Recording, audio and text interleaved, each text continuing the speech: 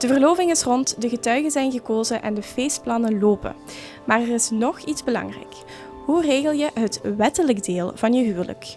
Welke opties heb je en wat kies je het best? We vragen het aan HBVL, notarieel expert Mirien Vrolijks. Mirien, fijn dat je er weer bent. Hallo. Stel, je stapt in het huwelijksbootje, maar je gaat niet naar de notaris. In welk stelsel zit je dan eigenlijk?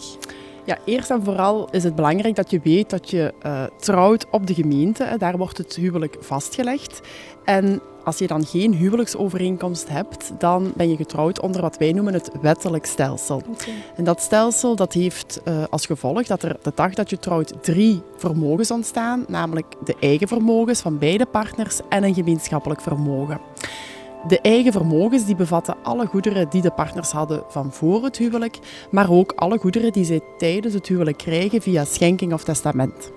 Het gemeenschappelijk vermogen, daarin vallen alle inkomsten van de echtgenoten vanaf de datum dat ze trouwen. Of bijvoorbeeld ook huurinkomsten als ze een eigen goed hadden dat ze verhuren, die vallen ook in dat gemeenschappelijk stelsel. Oké, dus zonder een bezoekje aan de notaris zit je automatisch in het gemeenschapsstelsel. Maar waarom zou je er dan toch voor kiezen om toch een huwelijksovereenkomst bij een notaris te laten opmaken? Of een huwelijksovereenkomst nuttig is, dat hangt af van de concrete situatie van het koppel. Ik durf wel zeggen dat ik denk dat het voor de meeste koppels wel interessant is om een huwelijksovereenkomst op te maken of om er tenminste eens op gesprek voor te komen of het voor hen interessant is. Als je wilt gaan voor een stelsel van scheiding van goederen, dan zorg je ervoor dat alle inkomen afgescheiden blijven van elkaar.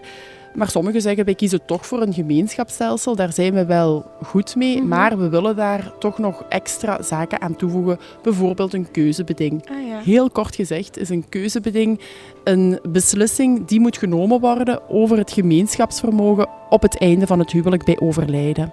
Oké, dus als je geen bezoekje brengt aan een notaris, dan zit je sowieso in het gemeenschapsstelsel. Als je wel een bezoekje brengt, kan je kiezen voor een scheiding van het vermogen of een gemeenschap van het vermogen. Maar wat wordt in de praktijk het vaakst gekozen? Volgens de familiebarometer wordt er, als er een huwelijksovereenkomst wordt opgemaakt, het meest gekozen voor een scheiding van goederen. Okay. We denken dat dit ook komt, vaak zijn het mensen die een tweede keer voor een huwelijk staan of mensen die bijvoorbeeld een risicojob uitoefenen, die bijvoorbeeld faillissementen met zich kunnen meebrengen, die zeggen we scheiden graag het vermogen af, we beschermen het graag tegen elkaar en dan wordt er geopteerd voor een scheiding van goederen.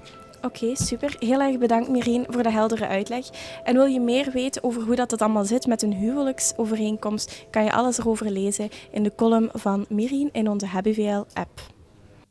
Bedankt voor het kijken naar deze video. Wil je de uitleg van onze expert nog eens nalezen? Dan kan dat in de HBVL-app. Heb je een vraag voor een van onze experten? Dan kan je die achterlaten in de reacties hieronder.